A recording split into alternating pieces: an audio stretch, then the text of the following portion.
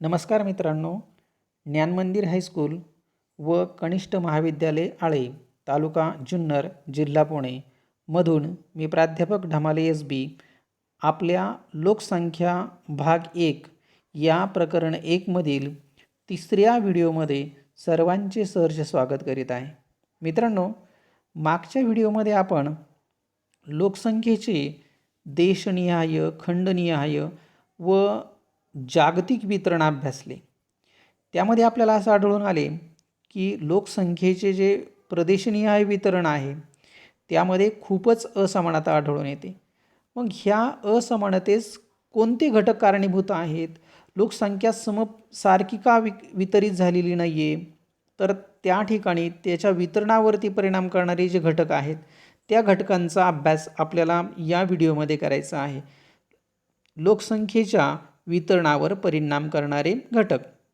लोकसंख्येच्या वितरणावरती प्रामुख्याने 2 घटकांचा फार मोठा परिणाम होतो.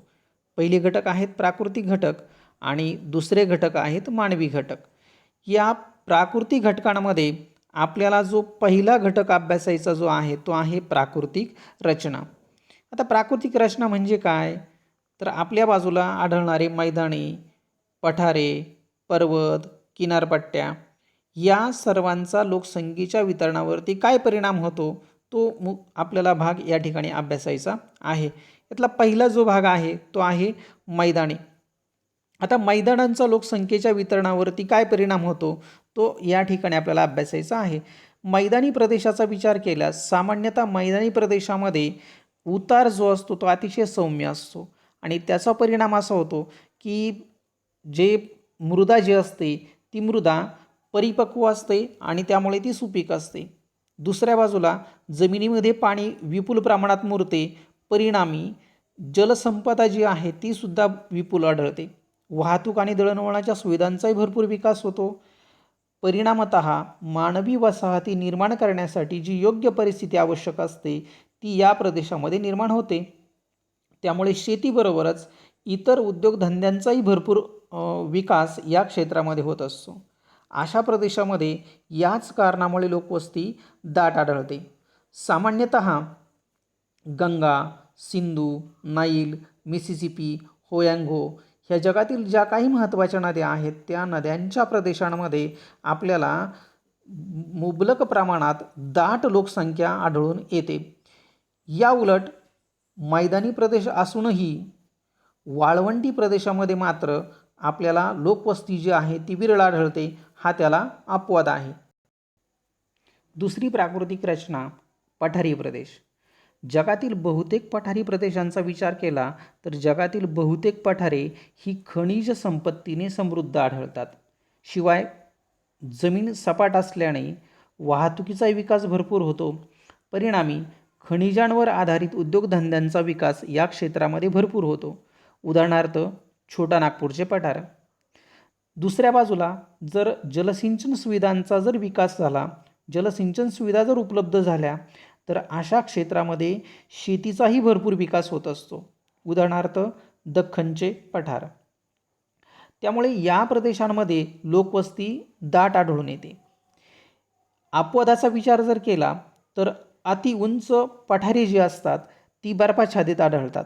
उदाहरणार्थ जगाचे छत म्हणून ओळखले जाणारे तिबेटचे जे पठार आहे हे मात्र वर्षातील बराचसा कालावधी हे बर्फाच्छादित असल्यामुळे प्रतिकूल हवामानामुळे या क्षेत्रामध्ये लोकवस्ती विरळ आढळते. तिसरी प्राकृतिक रचना पर्वतीय प्रदेश. सामान्यतः पर्वतीय प्रदेशांमध्ये तीव्र उतार आढळून येतो. परिणामतः या प्रदेशामध्ये परिपक्व मृदा तयारच होत नाही. या ठिकाणी अपरिपक्व मृदा आढळते. या क्षेत्रामध्ये पाणी वाहून गेल्यामुळे जमिनीमध्ये पाणी मुरत नाही आणि त्यामुळे पाण्याच्या टंचाईचा सामना करावा लागतो. दुसऱ्या बाजूला तीव्र उतारामुळे वाहतूक व दळणवळण सुविधांचाही विकास होत नाही. अति उंचीवरील जे पर्वतीय प्रदेश असतात हे वर्षभर बर्फाच्छादित आढळतात. या सर्व अडचणींचा जर विचार केला तर शेती आणि उद्योगधंदे या दोन्हींच्या विकासात या ठिकाणी प्रचंड अडथळे निर्माण होतात. परिणामी लोकसंख्या विरळ आढळते. मात्र अति उंचीवरील जे थंड जास्त उंचीवरील जे थंड हवामानाचे प्रदेश आहेत त्या प्रदेशांमध्ये जरी लोकवस्ती आढळत नसली तरी सामान्यतः मध्यम उंचीचे जे प्रदेश आहेत त्या मध्यम उंचीच्या प्रदेशामध्ये थंड हवेची जी ठिकाणे आहेत ती पर्यटन स्थळे म्हणून विकसित होऊ लागली आहेत. काही धार्मिक स्थळे या क्षेत्रामध्ये आढळून येतात. त्या ठिकाणी मात्र आपल्याला लोकवस्ती काही प्रमाणात दाट आढळून येते. जगातील वेगवेगळ्या हवामान प्रदेशांमध्ये लोकसंख्या वितरणातही असमानता आढळते. आपला पुढचा जो प्राकृतिक घटक आहे तो आहे हवामान. हवामानाचा लोकसंख्येच्या वितरणावरती कसा परिणाम होतो तो या मुद्द्यामध्ये आपल्याला भाग पाहायचा आहे. वेगवेगळ्या हवामानाचे जे प्रदेश आहेत त्या प्रदेशांमध्ये लोकसंख्येचे वितरण कसे झालेले आहे तो भाग जर पाहिला तर जगामध्ये जे काही प्रमुख हवामानाचे प्रदेश आहेत त्याच्यामध्ये पहिला जो येतो तो म्हणजे विषुववृत्तीय प्रदेश. विषुववृत्ताला लागून असणारा जो प्रदेश आहे वर्षभर या ठिकाणी आपल्याला अतिपर्जन्य पडत असतो. त्यामुळे वातावरण जे आहे ते रोगट हवामानाच्या स्वरूपाचे आढळते. दलदलीचे प्रदेश या क्षेत्रामध्ये निर्माण होतात. त्यामुळे शेती व उद्योगधंद्यांचा जो विकास असतो तो या ठिकाणी होऊ शकत नाही. परिणामतः या क्षेत्रामध्ये लोकवस्ती विरळ आढळते. दुसरं जे हवामान आहे ते आहे ध्रुवीय प्रकारचं हवामान. ध्रुवीय हवामानाचा विचार केल्यास या ठिकाणी आपल्याला 6 महिन्यांचा दिवस 6 महिन्यांची रात्र अशा स्वरूपाची परिस्थिती आढळते. परिणामतः अतिशीत हवामान, बर्फाच्छादित आढळणारी भूमी या कारणामुळे या क्षेत्रामध्ये सुद्धा आपल्याला लोकवस्तीला पोषक परिस्थिती आढळत नाही. त्यामुळे विरळ लोकसंख्या आढळते. असं असतानाही एस्किमो व लॅम्पसारख्या ज्या जमाती आहेत त्या जमाती अतिशीत अशा ध्रुवीय हवामानामध्ये सुद्धा जुळवून घेतात आणि त्या ठिकाणी वास्तव्य करतात. पुढचा जो हवामानाचा प्रदेश आहे तो पाहावयास मिळतो वाळवंटी प्रदेश. आता हे जे वाळवंटी प्रकारचं हवामान आहे या क्षेत्रामध्ये आपल्याला वर्षभर अतिउष्ण हवामान आढळते. पर्जन्याचा अभाव या क्षेत्रामध्ये आढळतो. परिणामतः या क्षेत्रामध्ये जी मृदा आढळते ती मृदासुद्धा आपल्याला नापीक आढळते आणि त्यामुळे आपल्याला या क्षेत्रामध्ये जी लोकवस्ती आहे त्या लोकवस्तीला अतिशय विरुद्ध वातावरण आढळते आणि त्यामुळे या क्षेत्रामध्ये लोकवस्ती विरळ आढळते. उदाहरणार्थ सहारा वाळवंटाचा जर विचार केला तर या क्षेत्रामध्ये आपल्याला अतिशय विरळ लोकसंख्या आढळून आलेली पाहावयास मिळते. आता पोषक हवामानाचा जर विचार केला तर जगामध्ये 2-3 हवामानाचे जे प्रदेश आहेत ते आपल्याला लोकसंख्येच्या वितरणासाठी पोषक असल्यामुळे त्या क्षेत्रामध्ये लोकवस्ती दाट आढळते. यामध्ये सौम्य मोसमी प्रकारचं जे हवामान आहे म्हणजे भारत ज्या क्षेत्रामध्ये राहतो ते हवामान, त्याबरोबरच भूमध्यसागरी हवामान जे आहे ते हवामान आणि पश्चिम युरोपियन प्रकारचं जे सौम्य हवामान आहे या 3 प्रकारच्या हवामान क्षेत्रामध्ये आपल्याला लोकवस्ती ही दाट आढळून आलेली पाहावयास मिळते. लोकसंख्येच्या वितरणावरती परिणाम करणारा तिसरा प्राकृतिक घटक आहे तो आहे पाण्याची उपलब्धता. पाण्याच्या उपलब्धतेचा जर विचार केल्यास तर पाणी हे जीवन असल्यामुळे सर्व सजीवांची महत्त्वाची गरज म्हणून ओळखली जाते. म्हणून पूर्वीपासूनच मानवी वसाहती ज्या आहेत त्या पाण्याच्या साठ्यांच्या लगतच निर्माण झालेल्या आढळतात. म्हणून तर आपल्या ज्या प्राचीन संस्कृती आहेत या सगळ्या संस्कृत्यांचा विकास हा नद्यांच्या खोऱ्यांमध्ये झालेला आढळतो. नद्यांची खोरी, मैदाने व किनारी प्रदेशात याच कारणामुळे लोकवस्ती दाट आढळते. पाण्याची उपलब्धता अगदी प्रतिकूल परिस्थितीतही लोकवस्ती निर्माण करू शकते. मग वाळवंटी प्रदेशाचा विचार केल्यास वाळवंटी प्रदेश हा लोकवस्तीसाठी प्रतिकूल असतानाही केवळ पाण्याची उपलब्धता जर निर्माण झाली तर त्या क्षेत्रामध्ये लोकवस्ती निर्माण होऊ शकते. विशेषतः वाळवंटी प्रदेशात ज्या क्षेत्रात पाणी आढळते त्या बाजूला आपल्याला वसाहती निर्माण झालेल्या आढळतात. त्याला मरुद्याने असे म्हटलं जातं. भारतामध्ये असणारी फलोदी, सौदी अरेबियामध्ये असणारी अल अहसा इत्यादी मरुद्यानं आपल्याला सांगता येतात. राजस्थानचा विचार जर केलात तर राजस्थानच्या विकासाला जो महत्त्वाचा घटक कारणीभूत ठरला तो म्हणजे राजस्थान कालवा. मग कालव्याच्या क्षेत्रामध्ये शेतीचा विकास होऊ लागला आणि त्यातून लोकवस्ती जी आहे ती त्या क्षेत्रामध्ये वाढू लागलेली पाहावयास मिळते. चौथा महत्त्वाचा प्राकृतिक घटक आढळतो तो म्हणजे मृदा. शेती जगाच्या अर्थव्यवस्थेचा पाया आहे. शेतीतील उत्पादनांमध्ये जर घट झाली तर जगाची अर्थव्यवस्था कोलमडू शकते.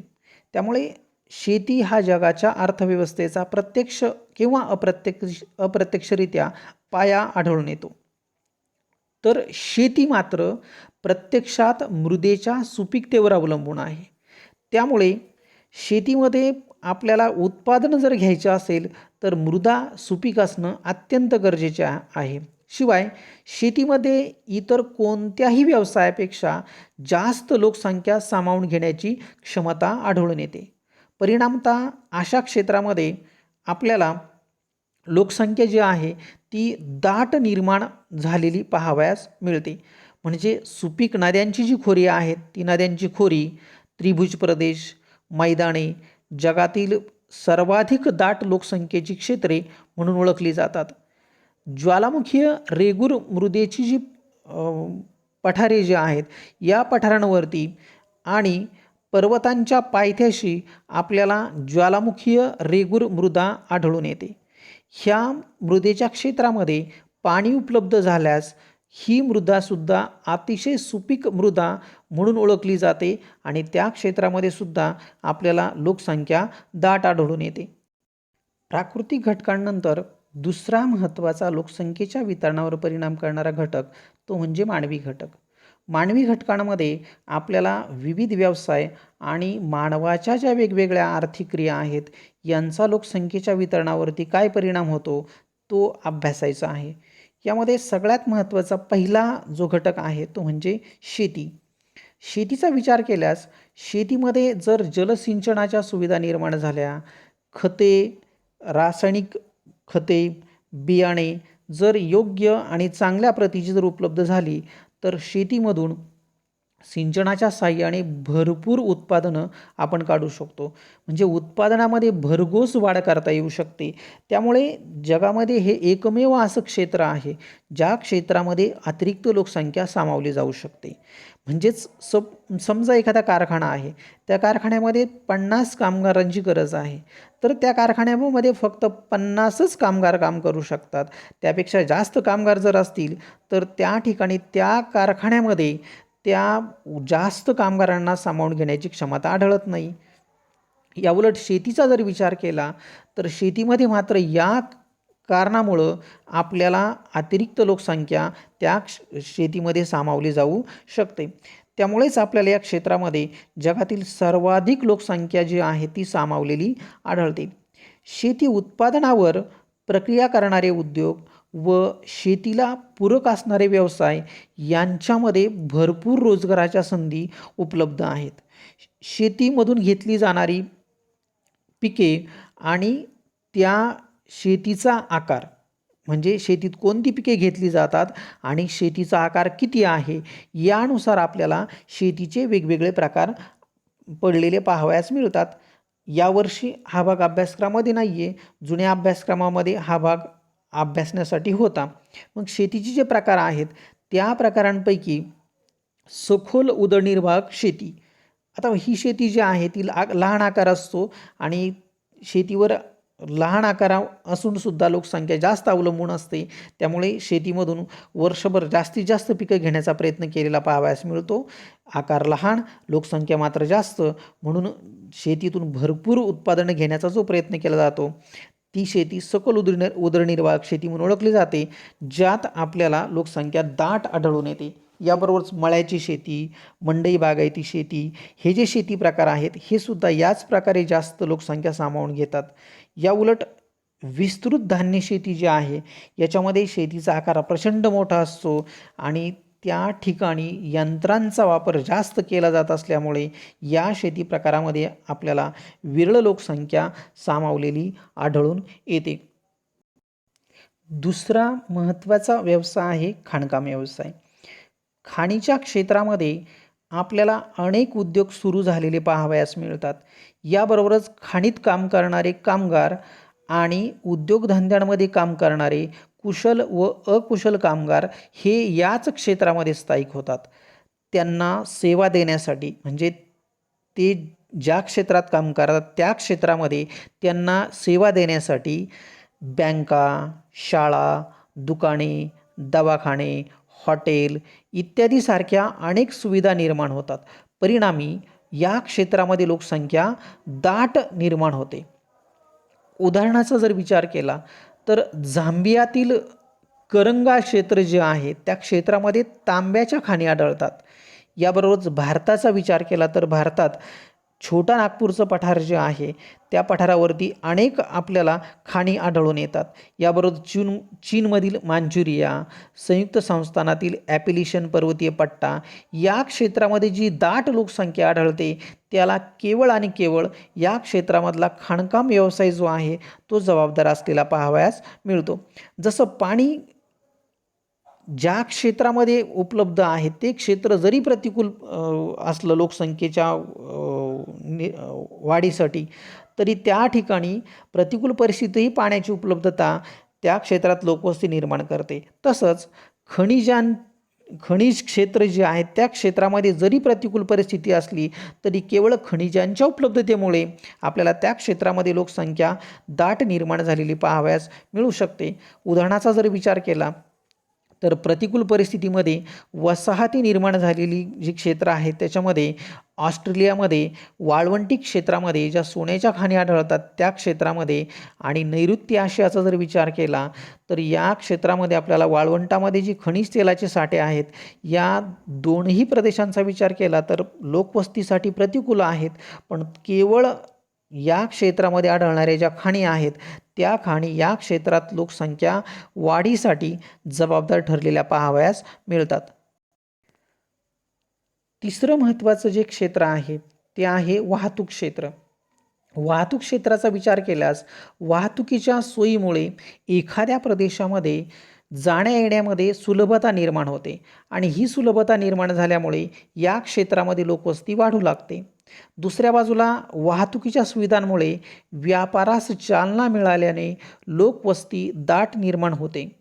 म्हणूनच रस्ते, लोहमार्ग व जलमार्ग म्हणजेच बंदरांच्या विकासाबरोबरच लोकसंख्येमध्ये वाढ झालेली पाहावयास मिळते. लोकसंख्येची घनता वाढलेली पाहावयास मिळते. रस्ते आणि लोहमार्गांच्या विकासामुळे मैदानी प्रदेशामध्ये लोकसंख्या वाढते तर जलमार्गांच्या विकासामुळे किनारपट्ट्यांलगत लोकवस्ती दाट पाहावयास मिळते. उदाहरणाचा विचार केल्यास भारत, संयुक्त संस्थाने, युरोप व आफ्रिका यांच्या किनारपट्ट्यांचा विचार केल्यास या क्षेत्रामध्ये केवळ या गोष्टीमुळेच लोकसंख्या ही दाट आढळून आलेली पाहावयास मिळते. चौथा महत्त्वाचा मानवी घटक आढळतो तो म्हणजे नागरीकरण. एखाद्या क्षेत्रामध्ये उद्योगधंद्यांचा विकास झाल्यास त्या क्षेत्रामध्ये छोटी छोटी शहरं विकसित होतात. म्हणजे उद्योगांचा जसा विकास होऊ लागतो तशी तशी छोटी शहरे विकसित होतात. लोकांच्या अपेक्षा आपल्याला चांगल्या राहणीमानाच्या असतात. परिणामी लोक रोजगाराच्या शोधात आणि चांगल्या राहणीमानाच्या अपेक्षेने शहरांकडे स्थलांतर करतात. शहरांमध्ये आढळणाऱ्या चांगल्या शिक्षणाच्या सुविधा, चांगल्या वैद्यकीय सुविधा, मनोरंजन, व्यापार, वाहतूक, दळणवळण यासारख्या तृतीय क्षेत्रामधल्या ज्या उच्च दर्जाच्या सेवा ज्या आहेत त्या या प्रदेशात निर्माण झालेल्या आढळतात. परिणामी या सगळ्या सुविधांना आकर्षून ग्रामीण भागातील लोकसंख्या शहरी भागाकडे आकर्षिली जाते. परिणामी शहरांमध्ये लोकसंख्या प्रचंड वाढू लागते आणि छोट्या शहरांचं रूपांतरण पुढे नगरांमध्ये झालेलं पाहावयास मिळतं आणि पुढे महानगरांमध्ये रूपांतरण झालेले पाहावयास मिळतात. उदाहरणार्थ बृहन्मुंबई. पाचवा घटक आढळतो राजकीय घटक व शासकीय धोरणे. सामान्यतः एखाद्या क्षेत्रामध्ये असणारे शासन सरकार जे असते त्या सरकारची धोरणं लोकसंख्येच्या वितरण आणि घनतेवर फार मोठ्या प्रमाणात परिणाम करत असतात. यामुळे लोकसंख्येचं जे केंद्रीकरण आहे किंवा विकेंद्रीकरण ते होऊ शकतं. म्हणजे राजकीय धोरणं लोकसंख्येच्या केंद्रीकरणास आणि विकेंद्रीकरणास जबाबदार ठरू शकतात. राजकीय जी धोरणं आहेत त्या धोरणांच्या परिणामातून एखाद्या क्षेत्रामध्ये लोकसंख्या आकर्षली जाते, त्यामुळे केंद्रीकरण होतं किंवा तिथून लोकसंख्या बाहेर जाण्यासाठी प्रवृत्त व्हावी म्हणूनही काही धोरणे जी आहेत ती त्या ठिकाणी निर्माण होतात आणि त्यामुळे लोकसंख्येचं विकेंद्रीकरणसुद्धा झालेलं पाहावयास मिळतं. उदाहरणासाठी सायबेरियाचा जर विचार केला तर सायबेरियामध्ये प्रतिकूल परिस्थितीमुळे त्या क्षेत्रामध्ये लोकसंख्या अतिशय विरळ आढळते. परिणामतः सायबेरियामधील लोकसंख्या वाढावी म्हणून रशियन सरकारने जाणीवपूर्वक प्रयत्न केलेले आढळतात. ट्रान्स सायबेरियन सारखा जगातील सर्वात जो लांब लोहमार्ग आहे तो त्यांनी या क्षेत्रातील लोकसंख्या वाढावी म्हणून निर्माण केलेला आढळतो. अगदी तोट्यात चालणारा हा जो लोहमार्ग आहे तो केवळ लोकसंख्येचं विकेंद्रीकरण व्हावे म्हणून निर्माण झालेला आढळतो. दुसऱ्या बाजूला जपानचा विचार केला तर जपानचं राजधानीचं जे शहर आहे ते आहे टोकियो. जगातील सगळ्यात दाट लोकसंख्या असणारं जगातील सगळ्यात मोठं जे शहर आहे ते म्हणजे टोकियो आहे. टोकियो शहरामध्ये जपानची 1/3 लोकसंख्या राहताना पाहावयास मिळते. त्यामुळे या ठिकाणी लोकसंख्येचं जे केंद्रीकरण झालेलं आहे ते केंद्रीकरण जपानच्या विकासाला त्या ठिकाणी बाधक ठरत आहे. त्यामुळे जपानमधील या शहरातली लोकसंख्या कमी व्हावी, येथून लोकसंख्या बाहेर जावी म्हणून तेथील सरकारने जाणीवपूर्वक प्रयत्न केलेले आपल्याला पाहावयास मिळतात. त्यासाठी त्यांनी वेगवेगळी प्रलोभने जी आहेत ती लोकांना दिलेली आढळतात. परिणामी या सारख्या धोरणांचा त्या ठिकाणी परिणाम दिसून येतो आणि लोकसंख्येचं त्या ठिकाणी विकेंद्रीकरण झालेलं पाहावयास मिळतं. एकंदरीत या बरोबरच शासकीय धोरणांबरोबरच आपल्याला अजून काही घटक आहेत, राजकीय किंवा शासकीय धोरणं जी आहेत, राजकीय घटक किंवा शासकीय धोरणं आहेत ते याच्यावरती परिणाम करताना पाहावयास मिळतात. यामध्ये युद्ध, फाळणी, निर्वासितांबाबतचे सरकारचे धोरण यासारखे राजकीय घटक लोकसंख्येच्या वितरणावर फार मोठा परिणाम करतात.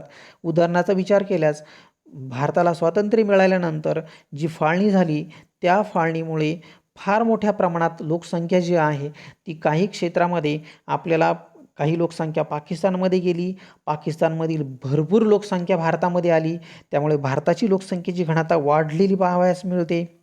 याबरोबरच एखाद्या क्षेत्रामध्ये वारंवार जर युद्धजन्य परिस्थिती निर्माण होत असेल तर त्या क्षेत्रातून सुद्धा लोकसंख्या बाहेर जाताना पाहावयास मिळते. म्हणून युद्धजन्य परिस्थिती निर्माण होणाऱ्या क्षेत्रात लोकसंख्या त्यामुळे विरळ निर्माण झालेली पाहावयास मिळते. याबरोबरच एखाद्या क्षेत्रात सरकारचं निर्वासितांच्या बाबतचं धोरण काय आहे ते सुद्धा लोकसंख्येच्या वितरणास जबाबदार ठरलेलं पाहावयास मिळतं.